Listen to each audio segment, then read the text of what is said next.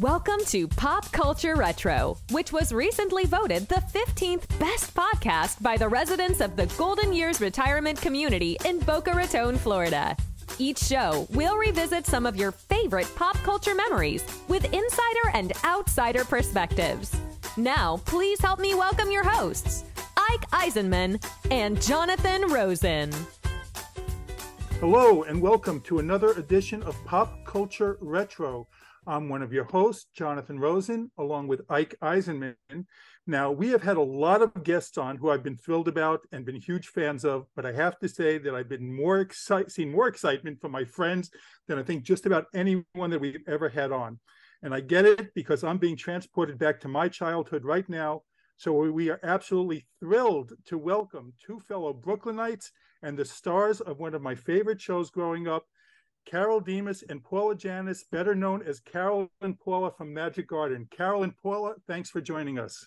Oh, we love being here. We're so happy to finally get to meet you. Right.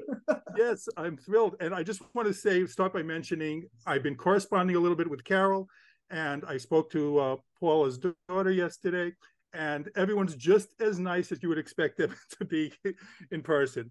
But I want to start by saying that to start with, the two of you have been from Brooklyn and met in Midwood High School, which I went to school right near there at Brooklyn College. What do you remember of that first meeting and your impressions of each other? Well, no one's ever asked us that. That's really a very good question. You realize that was 1954. We and were 14. So it may take us a little time to get back there. It was mixed chorus. Right? Yes. Midwood was huge. There were about 5,000 students at Midwood High School in the years that we were there. And so we were on 3 different schedules. The classes started around 7 in the morning, right, and ended at 6 o'clock at night to get everybody in there. So we were in the mixed chorus, which was an honor because there were only 100 kids in the mixed chorus out of all of those people. So we all got to know each other. We worked with Boss Levine, as they called him, right, who was the most wonderful, wonderful man. These are the kinds of teachers that change your life. And we're lucky that we had him in ours. Right. And Paula, we were 14 years old. Paula won't tell you this, but I will. Paula looked to me, to my amazed eyes, like Elizabeth Taylor. And yes, she that's news. That's news to me. And her skin was perfect. She had curves, which I didn't. And I was rather in awe. And I don't remember exactly how we got to know each other a little bit, except that I lived with my 3 siblings and my aunt and my 2 parents in a semi-detached, nice little house, and I shared a bedroom with my 3 siblings, and Paula invited me to her home, and she had her own room, and I thought I would just die. So it was so great. And her parents were wonderful, and they invited my family to parties at their house. So that's what I remember. Well, I remember all of that as well, but I also remember Carole in mixed chorus was some sort of you were the vice president of chorus or something like that. I was. Yes, you were, because you stood up on the side of the section. And so if you were an officer, you didn't sit with the throng. You stood up on the side. And I always looked at her and I thought, wow. Yeah, but she's gorgeous. But she was gorgeous. Dating the president of chorus. That's true. And that was much more. So you were friends throughout high school, stayed friends all throughout high school? Yes. Oh, yes. Oh, absolutely.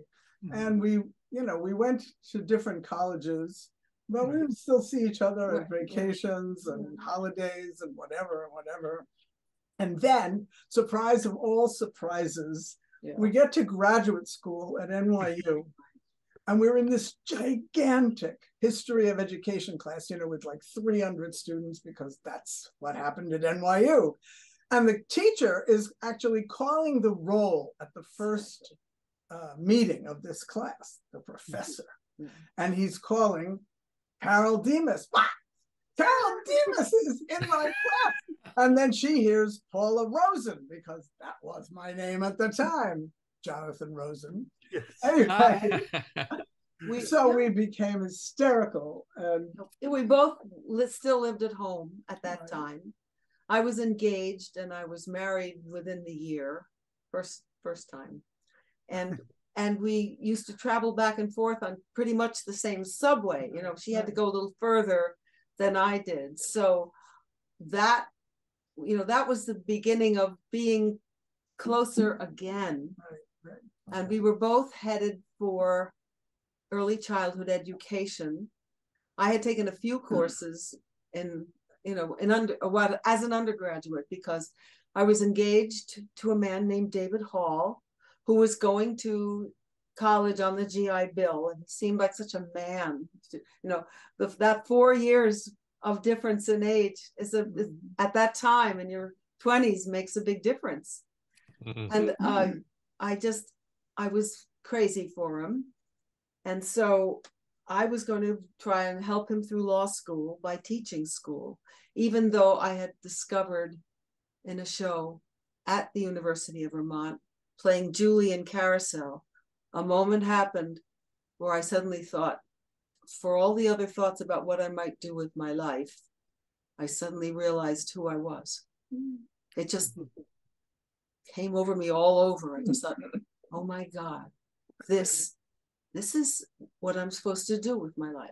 But meanwhile, she better get a job teaching. That's right. And if it hadn't been for Paula, I wouldn't. Although I did teach, I taught for one semester while I was still gathering a few more credits. I got a job. The summer came and I didn't have a job for the fall, and I was desperate. And my father, she saved somehow me. or other, knew somebody who knew somebody.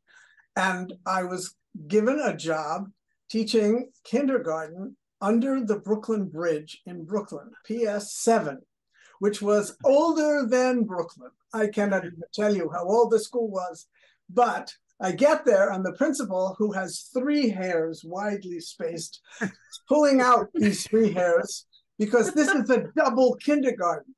And the other teacher is now called in, she's not coming.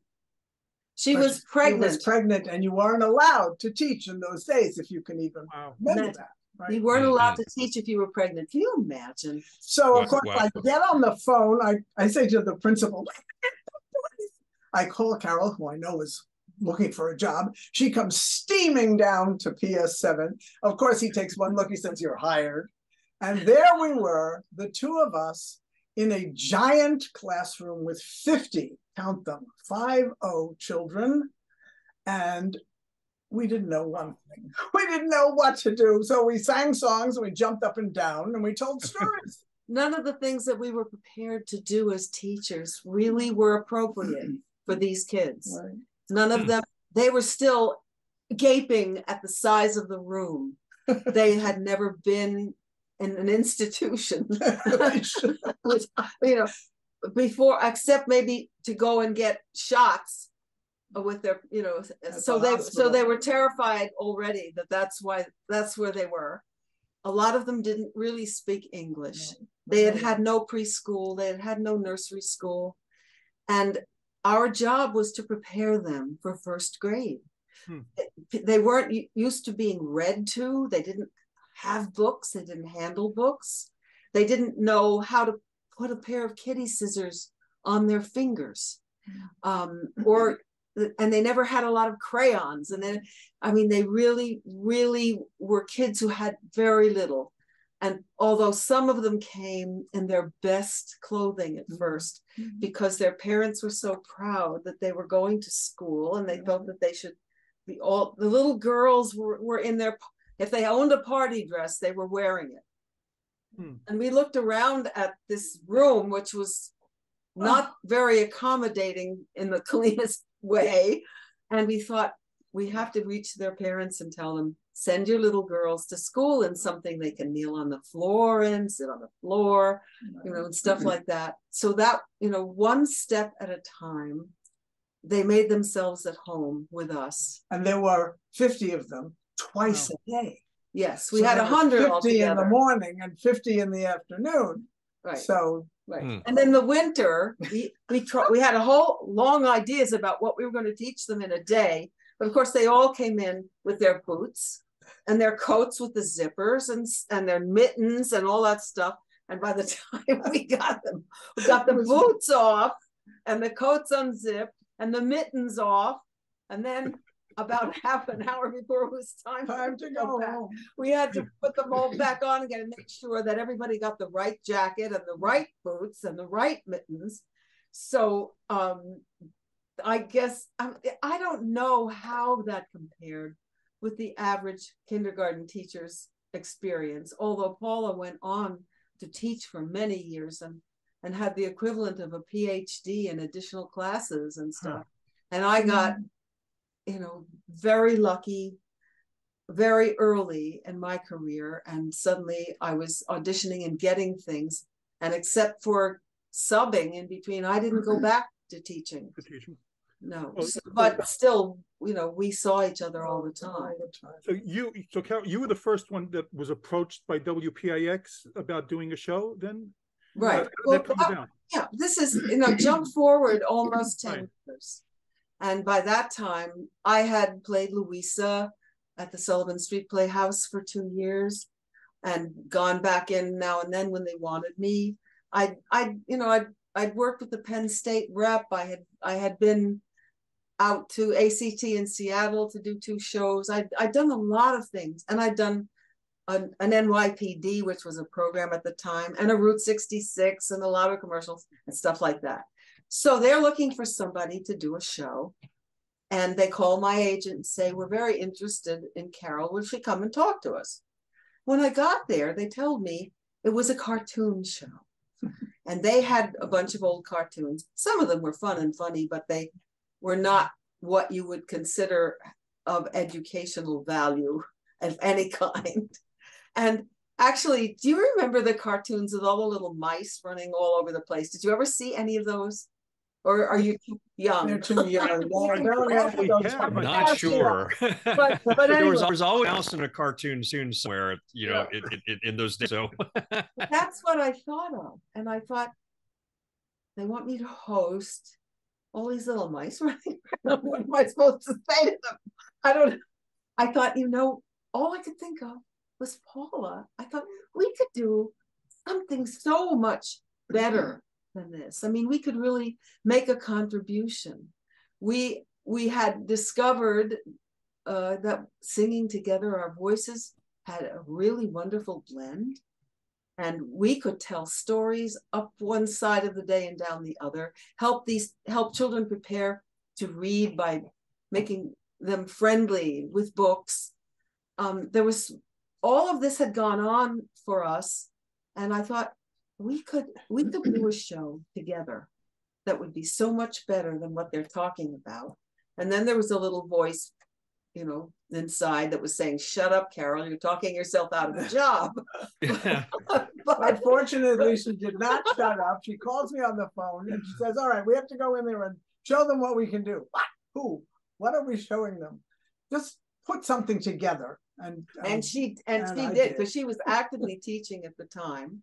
And, I made a few little contributions, but basically the 15 minutes that we did on camera for them was Paula's concept. And so didn't we also have a class in there at that audition? Or was that the next audition? That was the next one. But the thing is, they liked the idea, and they started looking at other people. We kind of inspired them to think about something entirely different. So then they came back to my agent and said, nobody has their chemistry. We really, we want them. They said, Paula has no TV experience. I said, put her in front of the camera. She's a natural, you'll see. And she is. And well, not only that, but I had done any number of videos for the Board of Education. I was the director of an early childhood program on the Lower East Side. I mean, and I was always doing that kind of stuff. So yes, I did have some experience, and I was a drama major in college, for God's sake. So I could act, I'm pretty sure, anyway. Yeah, you never know when you're in school where you're going. I mean, I wanted to be a writer. I was an English major, and I wanted to be a writer. I had no idea that I was really talented enough to make a life in the theater and and in television. So they came back to us and said, okay, when we're gonna do this. And now what? They had writers, They did. a couple of them that were staff writers. They hired an additional writer, Alton Alexander, who had a lot of experience with children's television and just happened to also be with my agent. That was just an accident, but it was kind of funny. And we started meeting with them and laying out some ideas of things we could do. And in the meanwhile, this woman who could do everything at once has a child, a little baby. So I got to more of the meetings alone than she did under the circumstances, but it didn't really matter. And finally, all of a sudden, I'm auditioning for Broadway things here and there while all of this is going on in the fall. And I get the role of this role that every woman who could possibly play it had auditioned for. And I was going to be Sandy on Broadway in the original Grease. And I thought, now what? It's like that in the business. It's feast or famine thing. Right. So then we started rehearsals, and finally we started to do the preview section of all of this, because this show didn't go out of town first. We just, we had about a month to break it in with an audience, and then the critics were there. And in the meanwhile, she was coming to the theater with a baby on her back and a sandwich for me. And we would go down into the basement of the theater and try to figure out these scripts, which were not scripts. We had given them giant lists of all the songs that we thought we could sing, all the stories that we could possibly tell, and any random ideas that we had. And they put things together with these lists. That's right. So at least we knew some of the stuff that was in that list. Yes, we did. And so we would try to think of a story that we could bring to life with just the two of us. We could play multiple characters, and we would give them a list of these are the things that need to be in the story box, but make them simple enough so that kids at home could actually feel that maybe they could do this too. Something from the kitchen, whatever, a scarf, a hat, a mop, whatever. And we would run through all of that in the basement of the theater. Right. And over the weekend, I did 5 shows. That was a very intense weekend. And Monday was my day off, and that was the day we shot it. They took the news set down at WPIX, and they put up the Magic Garden set. Right.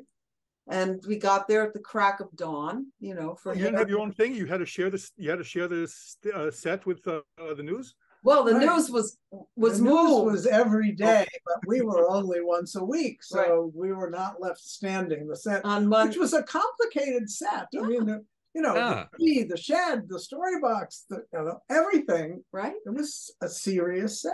It was, and we know how heavy the magic tree was. Because when they decided that they were giving up the storage and they wanted the storage space and they weren't going to use it anymore, they were ready to dump all of that. I called my brother with his truck. He had a pickup truck, and I said, JG, one of my 2 brothers, can you come? They're giving us this stuff. If we don't know where we're going to put it, but it's going to go out and we'll never see it again. The mushrooms, magic tree, the story box, the shed, all that stuff. Everything. So we were carrying, with a little help from some of the guys at Pix, carrying this tree out of there, and it was made of fiberglass, and it weighed a lot. And this is on 42nd Street, okay, in the middle of yes. This is moving day. Right. This is the side door of WP, where WPIX is, in the Daily News building on 42nd Street. Right. So that's and we got all that stuff out, and then the magic tree ended up in my basement, where it resided for a very long time. Oh, we just, we tried to keep everything going as much as we could, but in the meanwhile, back at the ranch, we were, showing up on Mondays. The script was an outline. Right. First you do this, and then you do that, and the story you're doing is this, and the props are in the story box, and the songs you're singing are these, and we want them to be in these places. And oh, by the way, we've got some animals. Wow. That's one of the things that we wanted to ask you. So there is no script. It was just like a general guideline. And you go ahead. There was an outline, a through line for Sherlock, because there was usually something that he was up to that would be resolved, or a worse mess than it started out to be, between the beginning and the end of the show. But he could read the script, because he could have it pasted up on the inside of the magic tree, which was where Sherlock, the puppet, made his home. And so he could read the script and, give us instructions or whatever nonsense it was supposed to be the theme of that particular. Right. We didn't have anything running that we could read, but there were some big cards. The guys would be on their knees, holding them up, going like, or going like this, or saying, this is going too long, we would figure it out. But if we hadn't known each other for so long, and if we didn't have, if we couldn't feel each other's beating hearts practically, right, I don't know how we would ever have done it. But we began to get a rhythm as we went along. But we had also sung together at the New York Shakespeare Festival. That's right. We left out with our two brothers when we were teaching together. Right. We went to see. You remembered that you had been a minstrel at Vermont. Yeah, I was playing small roles at the Champlain Shakespeare Festival and singing with a tenor and a guitarist for a half an hour before every show. And a lot of the Shakespeare festivals did that at that time. Right. There'd be somebody strolling and singing or whatever. And we went to see something at the Delacorte, and the people are lined up forever outside to get in. Right. And and there's nothing for them to do.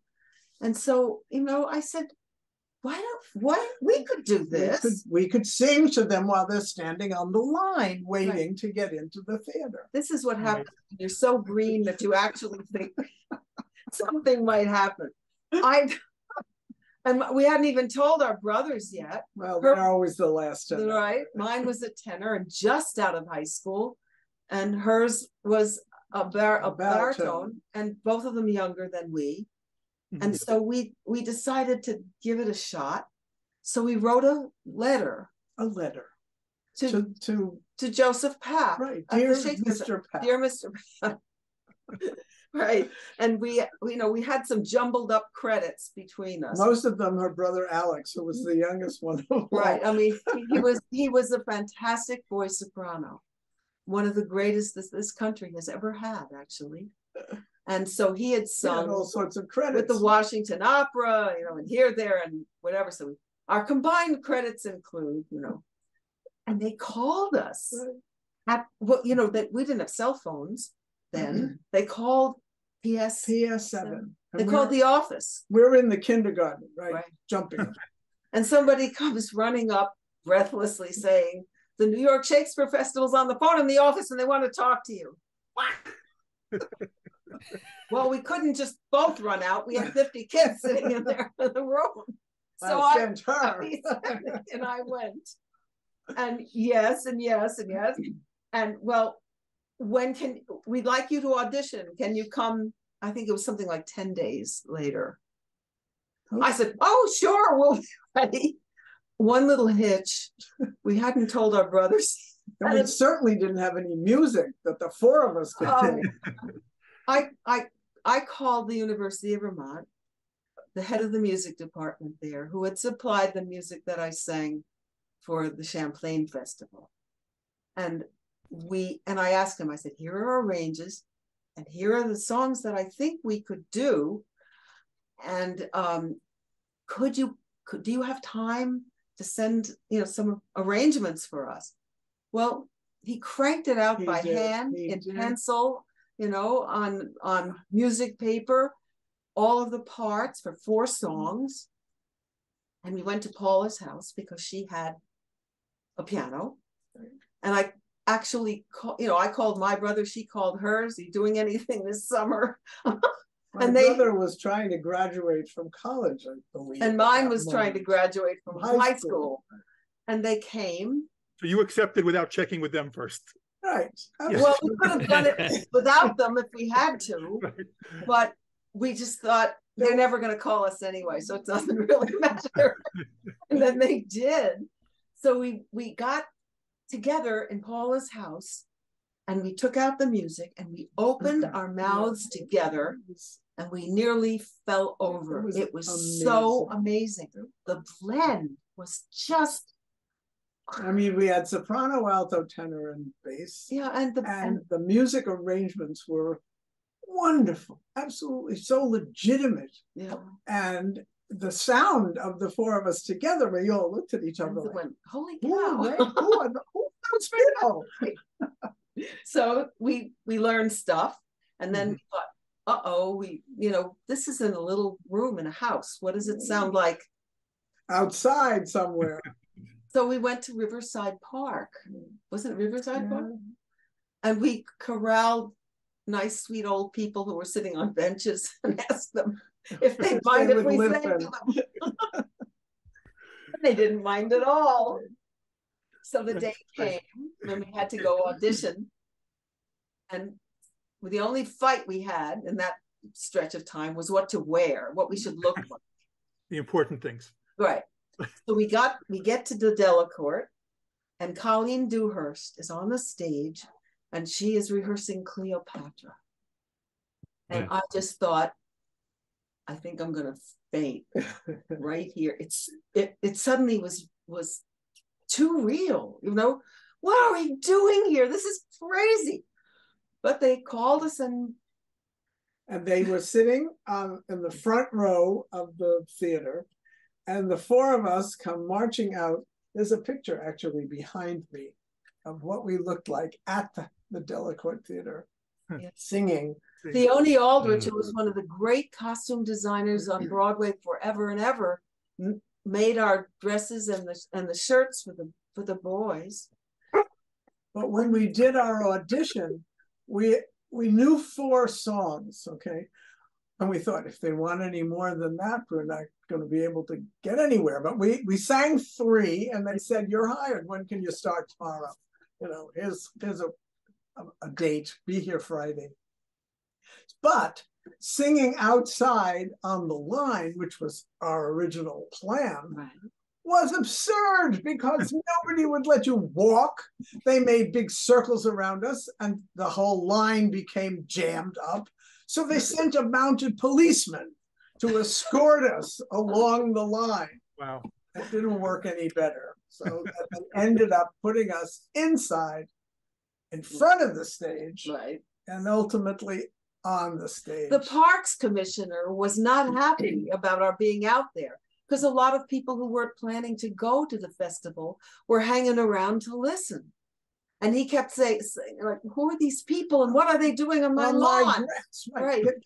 So they put us inside with lights and sound, and people really made an effort to get seated, and so we did a half hour before every performance. And I think we did it with our brothers for 2 summers. And then we did it ourselves for at least 2. And I did it once by myself alone. Yeah, she had to, because it was, at that point, it was just the 2 of us, and I was covering the Fantastics just because somebody, I had my dress and my shoes and everything in a dressing room backstage at the Delacorte. And if they called me to come down, I mean, I had played it for 2 years, and I knew the people I had played it with. But sometimes I would get down there and I wouldn't know anybody on that stage. It was it was a very strange experience, but at least I'd done it often enough, so it wasn't impossible. And Paula got stuck going on by herself that one time, but the shows weren't the same. They didn't open at the same time. So if I was lucky and I was able to get a cab, I could get there dressed and ready to go on stage almost the minute the show started. These are things. What was I like at that time? I was in my late 20s, but when we started doing this, we were 22, 23 years old. We were really, we could, you just feel fearless and like you can do anything. I had that moment of sheer terror when I saw Colleen Dewhurst, but I got over it. Well, I did want to ask about some of the concepts for Magic Garden, like some of the things like how they developed, like the Magic Tree, Story Box, Chuckle Patch. Because to me, like things like the Story Box are like, improv stuff. It showed your background in performing. So is that where you started generating ideas from that? Well, I can't say that we take credit for, developing the first idea of the Story Box, but we had given them lists of stories that we could tell, and we thought what props would be available. So they just had this big chest, and that was how it became the Story Box, because they would put the props in there, and we would sing the little Story Box song, and go over there and open it up. And then most of the time we had no idea. We didn't know what was going to be in there, because sometimes the list that we sent them didn't have anything to do with what was in there. but we, that was part of the improvisation. So you didn't know each episode what story it was going to be?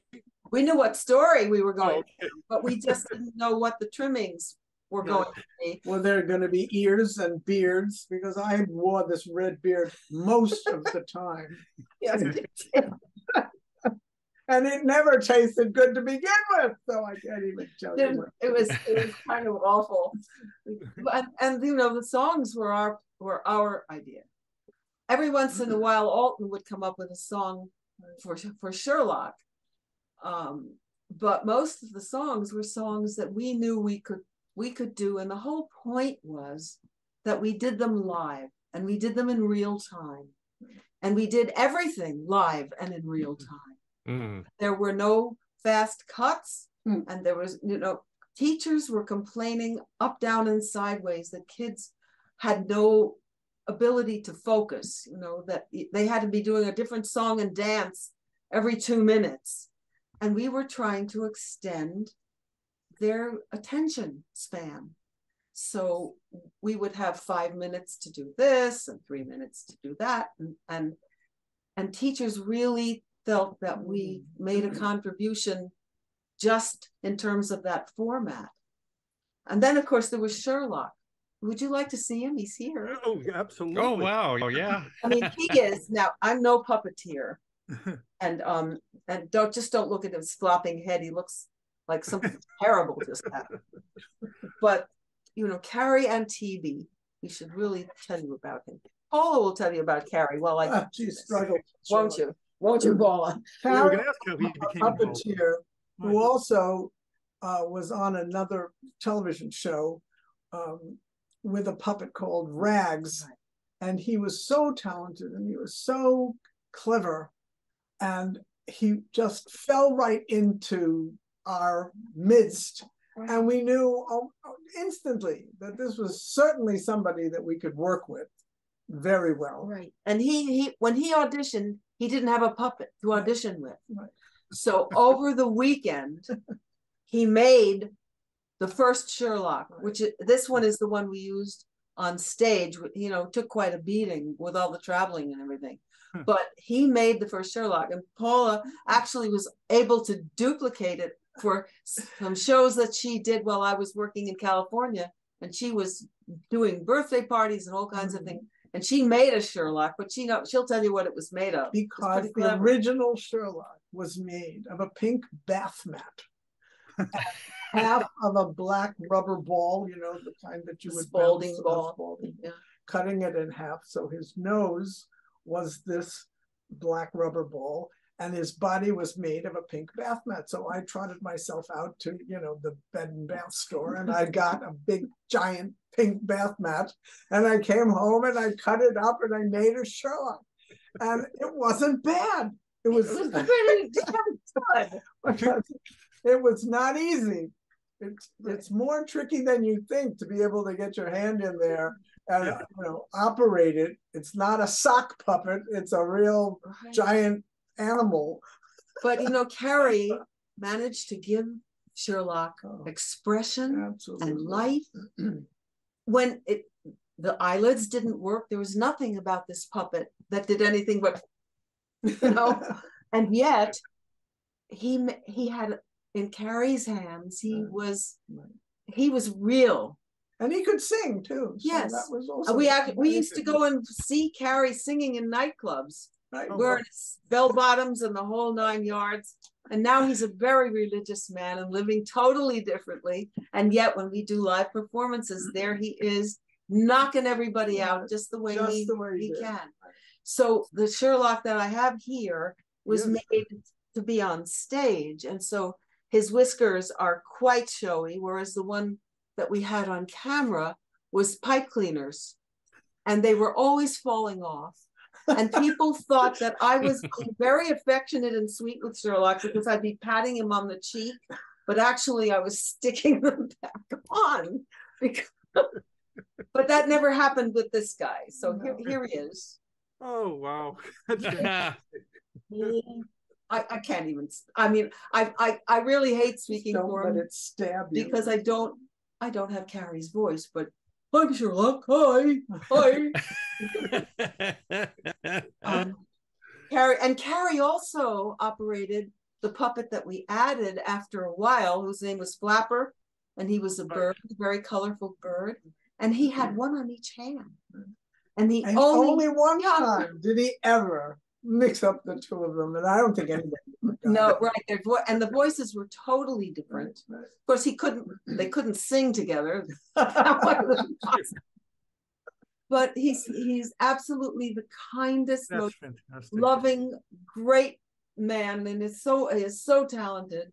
And he just did things with Sherlock that when you saw Sherlock lying in a box, you felt somebody do something. He's going to die in there. He just seemed so real. He was really a friend. He was our friend. And during the show, when Sherlock would put his head out of the tree and talk to us, we would talk to him as if he was really a person, and we were really paying attention to his every word and his every look, because he was really a person. Definitely. And that so happens when you have an effective character like that. And I mean, what an adorable puppet. Listen, did you guys have autonomy to create the show you wanted, or did you have to run everything past WPIX first? They were just no. They had great trust in us. I never thought of it that way.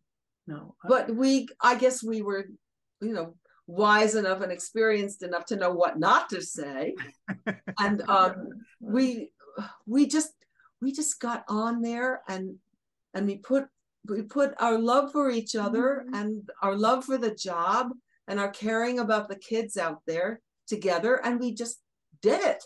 And there was an educational consultant to the program, a Dr. McCurdy. Yes, Rose McCurdy. Rose McCurdy, right. Lovely woman from Brooklyn College. She would, say something or other sometimes that, you should lean this way a little bit to, promote that idea, or you should talk about something or other that a little differently. So once in a while there would be some sort of a suggestion. I think it was never a comment would come through to us, and we would try to make it happen. To heart, and we would do whatever she asked. But we really. Go ahead, Joe. No. When did you first start realizing that this show is a success? Because it's still you're the most successful regional show ever. Like, is that so? When did you first start realizing that this was a success? Because at some point you were outperforming like Sesame Street and Mr. Rogers. So when did that I start? never realized it. Really? Well, first of all, we were only making them. We could not make a whole one in a day At the at beginning, first. right. So it took a little while to pile up enough of them so that they could run it once a week. And then they ran it 4 times a week. And because there was Joyous Fun School on Fridays.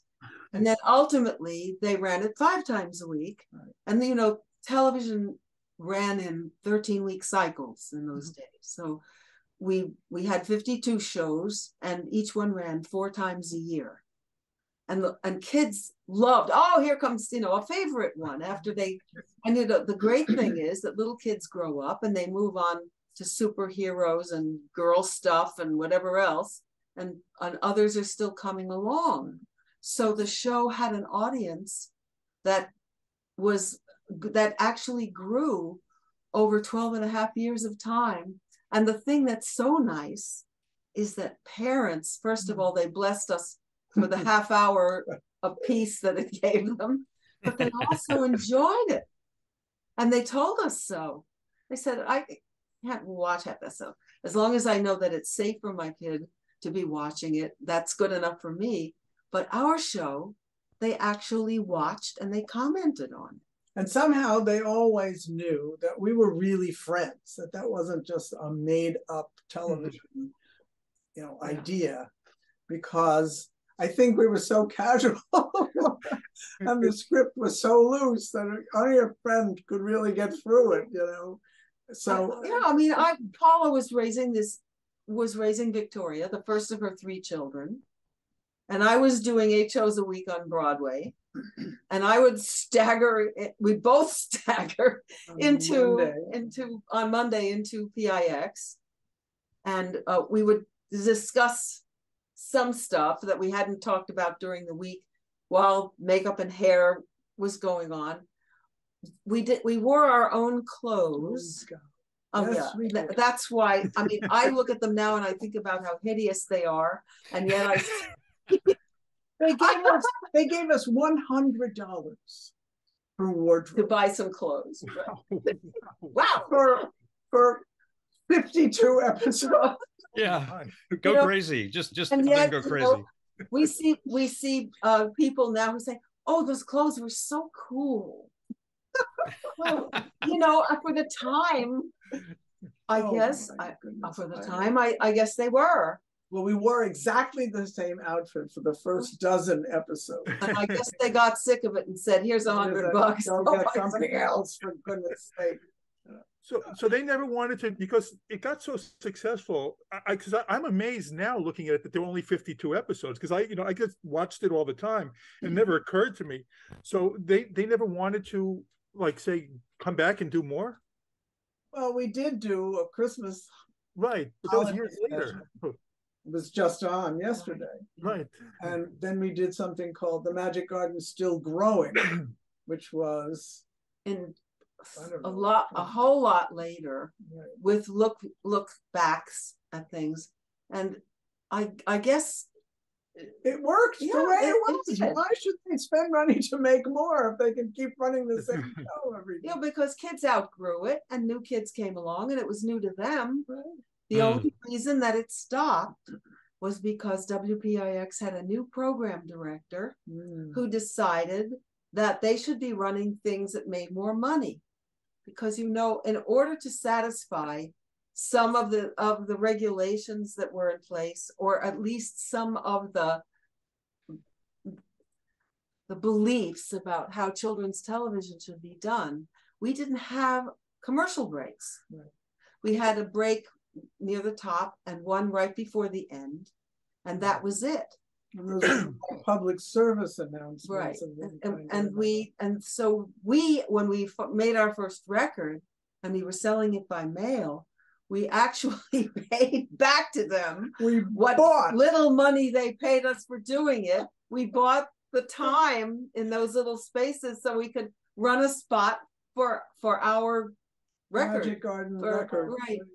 Oh gosh! Can you imagine? It's really God bless the It's 70s. up on the right? wall behind us. Yeah, that's showbiz for you.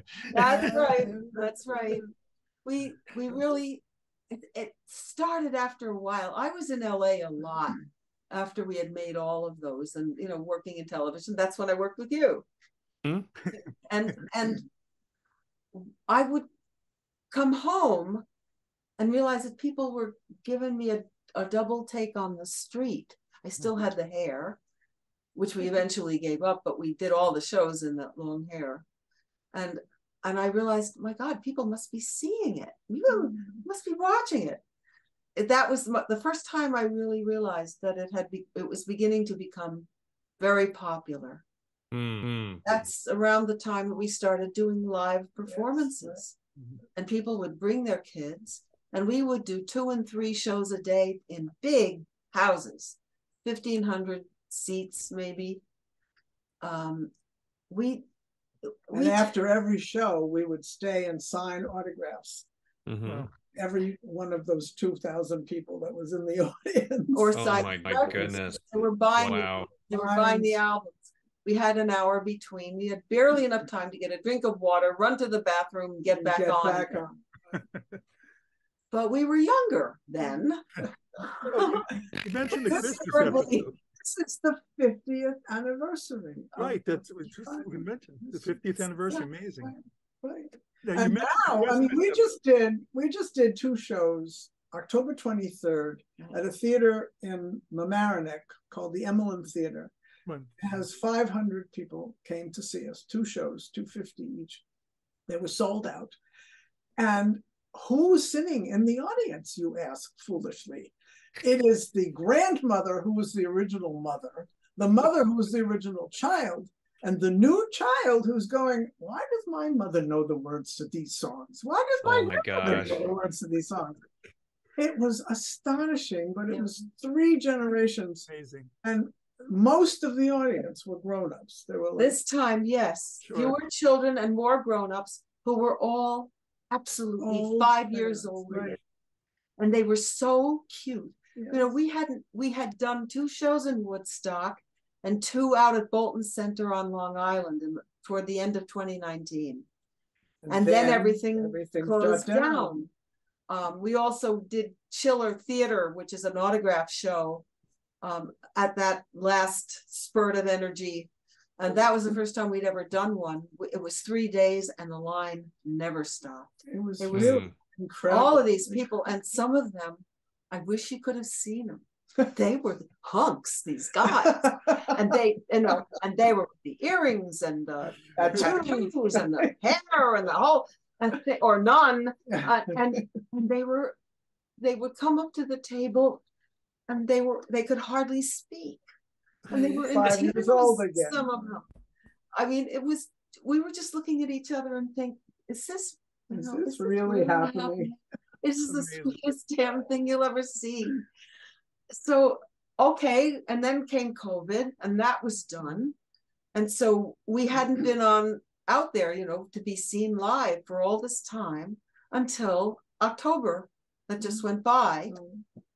And we walked out on stage for the first time after all of that shut down, and we didn't know what to expect. And they stood up and they started screaming. They screamed.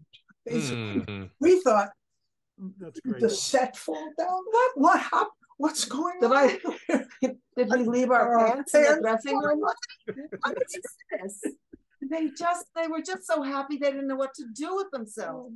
And in our live performances, we always have little breaks for the kids. So if they're getting restless, we put up the seat tell them, put up your seat, and we're going to do an action song. We jump and we hop and we sing and we laugh and we cry and we sneeze and we do all these different things. And they did it. Every single adult in the entire place was doing it all with us.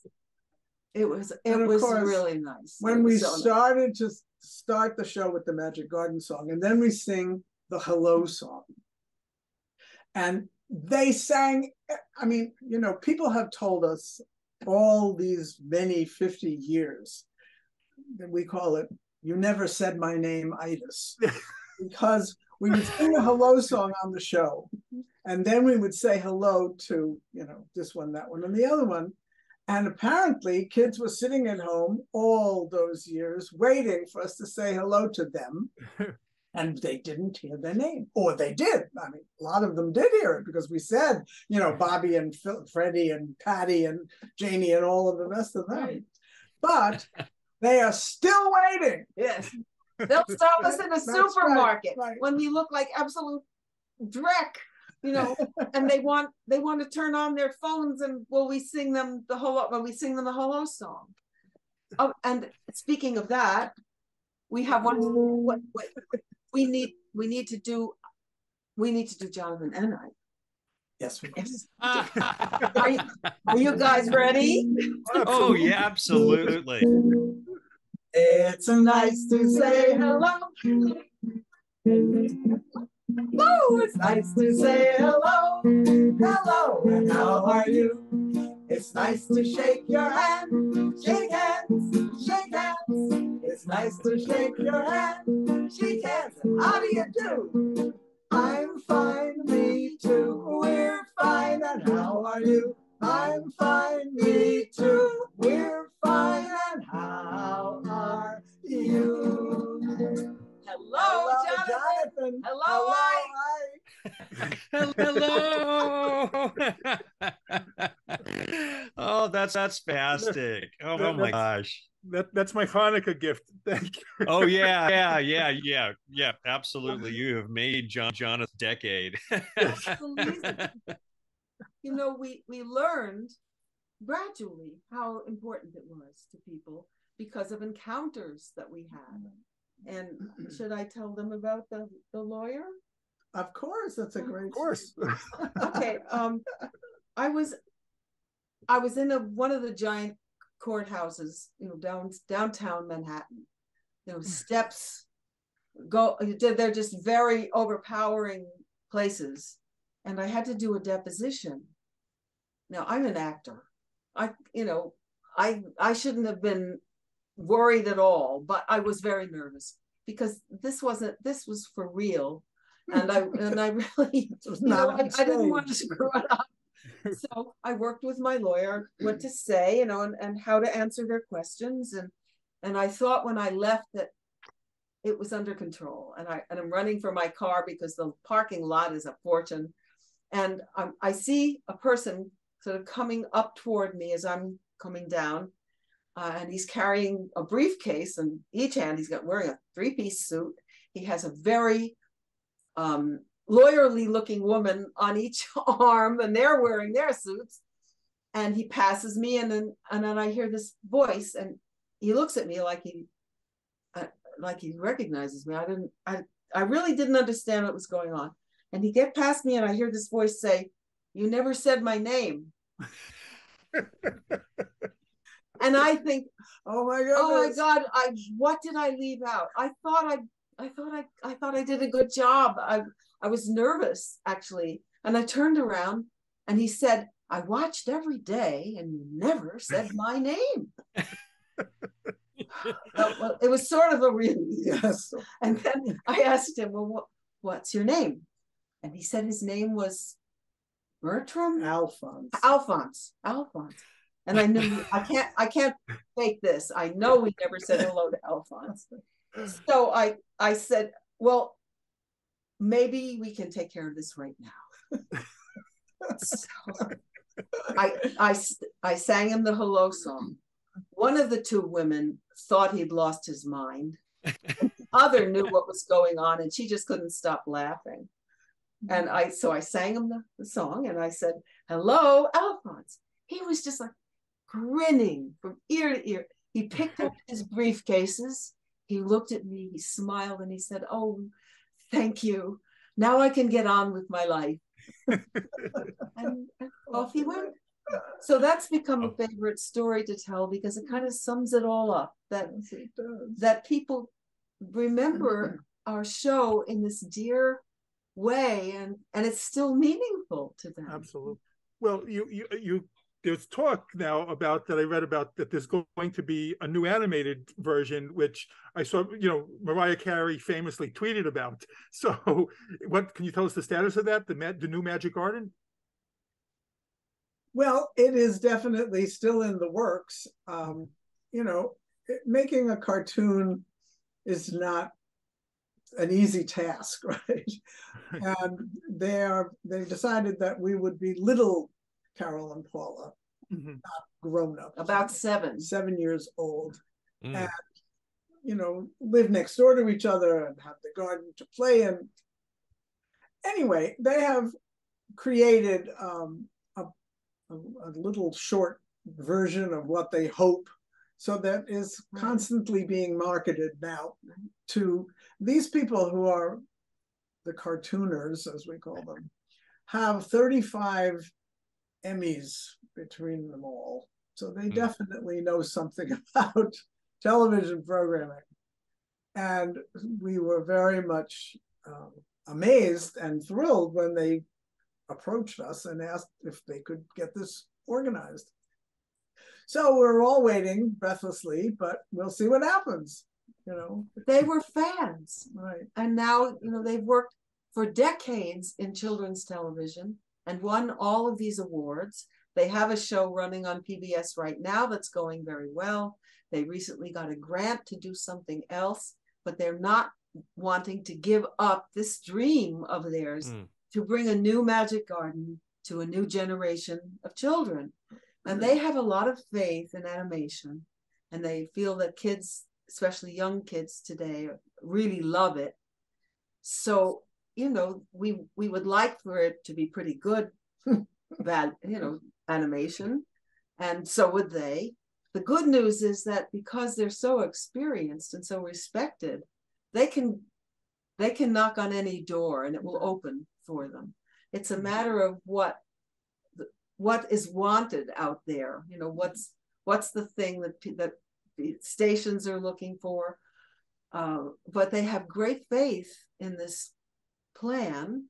And at first we were a little stunned to think of ourselves as little animated 7-year-old girls. But then, and if it goes the way we think it's going to go now, we will actually voice 2 sunflowers who are a feature in the garden, and we will be like these grandmothers, but we're sunflowers, and we'll be able to sing, and we'll tell jokes, and we'll speak to the kids, maybe even from an adult perspective now and then, but mostly our job is to be a lot of fun. Which always a good job, right? That's wonderful. Well, speaking of fans, and Mariah Carey about you guys, have there been any other famous fans that you've heard? There are some famous fans. I'm sure we can't remember. Oh. Well, there was what's the name of the book about children's television? This is embarrassing. I should have had it in front of me. But what is the opening line of the Sesame Street song? Oh, yes. Dead air. Never mind. That's okay. Who wrote this book? I'll take care of it. About a really wonderful book about the history of children's television. And we are featured in this. Yes, book, and saw fit to include the Magic Garden, even though it was not national. Because it did actually creep its way into all sorts of pockets across this country on satellite TV, when that was how WPIX was able to broadcast its signal, God knows where. And how did we know that people were seeing it? Because they would send an order in for the Magic Garden record, and it would come from Fairfield, Iowa, or somewhere in Kentucky. Right. And we knew that they weren't getting it on their little TV turning on channel 11, but they were getting it on the satellite. Well, a lot of the shows that WPIX showed in those days came off the satellite out of Chicago. It was a Tribune station then. So it had a reach. And a lot of smaller towns and cities wanted better quality programming for kids, and they weren't making their own the way they were. Let's say the Magic Garden was seen in that part of Pennsylvania where the Scranton and Wilkes-Barre and those towns are, but not in Philadelphia. It reached Burlington, Vermont. It reached a lot of places in Massachusetts, but not Boston, because Boston ran its own programming. But it was picked up, and apparently you could grab it off the satellite if you knew how. So I guess we really do discover now that we talk to people who say they watched it as a kid, and when we ask them where they lived, we're very surprised. Because it doesn't seem local at all. Right. Well, you have a Facebook page, Twitter, website, and we're going to include all the links, but we're releasing this in the holiday time. And the holiday time is a perfect thing for shopping, and you can shop at shopmagicgarden.com. Can you tell us a little bit? Yes. Can you tell us a little bit what you can find there? We do have some signed, photos, a picture of the garden that's kind of like a misty shot of, it's just like just how your imagination remembers it. And there's another one that's really fun because it was shot at WPIX from behind the cameras, and the cameramen are all lined up there. And then you see us in color, through, there we are, little on our swings. The cameramen were so much fun. They were such great guys, and the directors too. And the cameraman who shot the Magic Garden also used to shoot the Yankee games. Right. And so they would come from shooting the Yankee games, and they'd be down on their knees pulling, a nylon cord to make the magic tree arm go up and down and stuff like that. And they would try to mess with us. And they had such a good time doing it. And when they weren't doing it, the animals who were brought to be a part of the day, who we had no opportunity to meet ahead of time, and we still never found out who supplied them or where did they come where they came from. And some of them were real sweet. There was a kinkajou, and I'd never even seen one before, which is a kind of a monkey, and adorable, and it would wrap its tail around your arm and just sort of hang on your arm. We loved him, and so did our audience. But then there was another monkey who was very fearful, and he bit us, and we and we had to try not to let the children know that this monkey. There were very strange and awful things that happened with animals on the show, which, yes. Like the one time with the dog and the chicks. Oh, yes. There was a puppy, and we had one of those blow up little pools with ducklings in it, little fluffy yellow, this innocent little baby ducklings. And this puppy apparently had his eye on them. Oh. And so Paula and I are standing facing each other, and I can see past her to the pool where the ducklings are. And here comes the puppy on a hunting expedition. You could just tell. And I was thinking, okay, we have to get through this. We almost never stopped. You couldn't dare stop. We just kept on going. And as he got closer, I thought, okay, that's it. I said, we have to stop. We're going to have a murder on the Magic Garden any minute. And so they stopped, and we rescued the ducklings. We straightened things out, and then we went back to where we've been. But we don't. People say, oh, the outtakes must have been great, but the truth is there are hardly any because we never stopped. You just keep going no matter what. If your beard is falling off or your mask is going this way, just keep going. Don't even. When we do our live performances, we use a clip. One of the clips we use Paula as a wolf, and something happened with her mask, which was like this, except it started going this way, so that it looked so ridiculous. And I'm trying to talk to her as a character who's quite terrified of this wolf and try to keep a straight face while I'm doing it. And meanwhile, the orthodontia problem is getting really awful.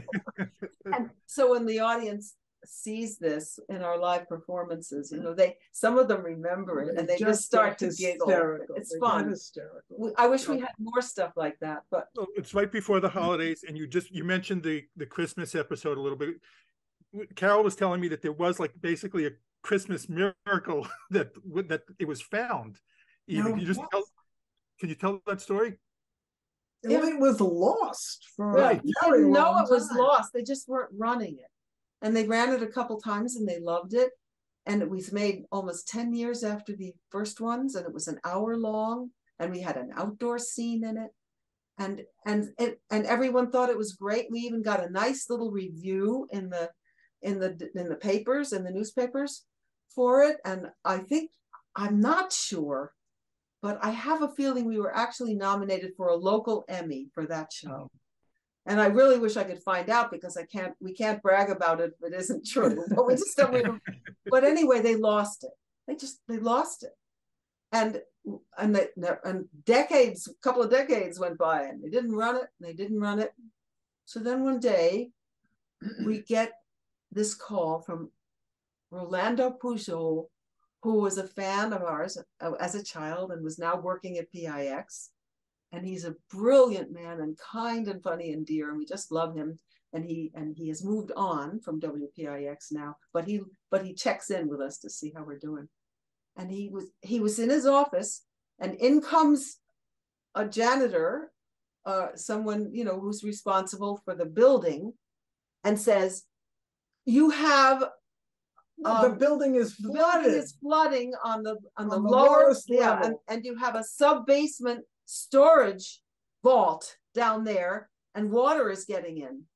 And he looks at everybody else around him at WPIX. They have no idea. Nobody knows what this man is talking about. What vault? We don't even have a key. Where is it?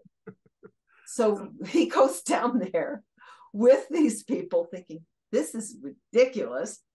And they can't get the door down of this little, what looks like a sort of a closet affair.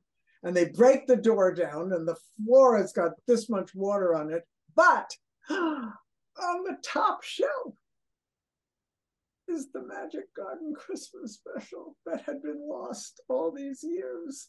Wow. Waiting up there to be found in a flood. The stuff at the bottom was wrecked. Oh. We were fortunate that it was up high. He couldn't believe his eyes, because he watched the show as a child and he had never seen the Magic Garden Christmas. And he was so excited, and he the way he described it to us, he sort of, it was like 5 or 6 boxes of tape this thick, you know, the older tape, and he just stuffed it kind of in his coat jacket to try to make sure that he didn't drop it and get it out of there. And then they transferred everything onto a more recent format, but of a recent kind of technology, but it wasn't put together right, and they didn't know how it went, you know. So we helped them, and my husband Stuart Ellen did the sound for that show, and we had worked with him before, but we didn't really take much notice of each other, and he apparently decided that he liked me in my silly grasshopper running suit and green tights and construction boots, and fell in love with me and sent me barrels of flowers and a Christmas tree and stuff. 2 years later, we were married, and we'll be married next year, 40 years. But he remembered, he knew how it went together. I mean, from a technical point of view. So he helped Rolando and a team that PIX put it all back the way it was supposed to be. And now it has run pretty much for the last 5, 6, 10 years, however long, right before Christmas every year. Mm-hmm. But the New Daily News was their building, you know, where this happened. They were fascinated by this story. We got a lot of press from them about it. It was a big article about finding the lost Magic Garden. That's really nice. It was a great story. And there it is. And of course, the color has been, you know, beefed up a little bit because it's fading after 40 years or however many years. That's something that happens, you know. Right. Well, we want to thank you so much for coming on today. It's been an absolute pleasure. Huge fan all my life, and this was really like the best gift for us anyway, to be able to speak with you. We loved being here with you. You're so much fun to talk to, and Ike, I'm glad you were all grown up and you still remember working together on Man from Atlantis. Fantastic journey. Yeah, fantastic. An absolute pleasure, really. Paula's getting her guitar. She's getting back into this. Yeah, I'll get him back into this. Let's do this.